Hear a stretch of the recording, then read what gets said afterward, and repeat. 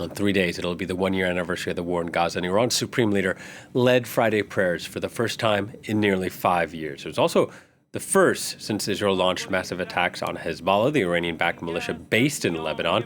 The sermon being closely watched abroad to get a shed of light on how Iran might react. During the speech, Khamenei praised Iran's massive attack on Israel on Tuesday. Take a listen. The brilliant operation led by our armed forces the past 2 and 3 nights was entirely legal and legitimate. Well, for more, we can speak to our correspondent in Tehran, Saeed Azimi. Hello to you, Saeed. The Supreme Leader appearing very defiant throughout the sermon this Friday. Tell us a bit about what he said. Yes, he was very defiant, as you said, very strong.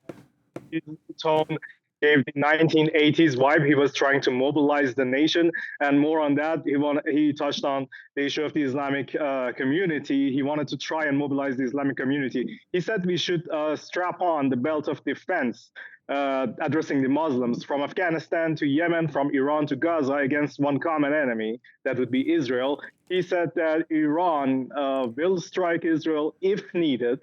However, Iran will not hesitate, nor will it rush into it, and will do what is sensible.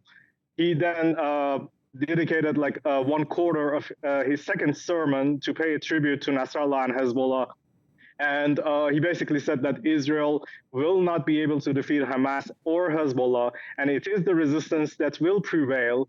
And he also said that the resistance of the Hamas fighters, Hamas troops in Gaza, has set back Israel 70 years. Now, we have heard from Lebanese officials last week saying the only option out of this conflict was a diplomatic one. Iran's foreign minister arrived in Beirut this Friday. The supreme leader saying to strap on the belt of defense, as you were saying. So what is today's meeting in Beirut going to be about? Today's meeting in Beirut is mostly about reassuring Lebanon that it has full diplomatic support from Iran. Iran's foreign minister actually broke the political siege of Lebanon because Beirut airport is controlled by Israel. So when Abbas Araghchi, Iranian foreign minister, made that trip, he kind of broke that political siege.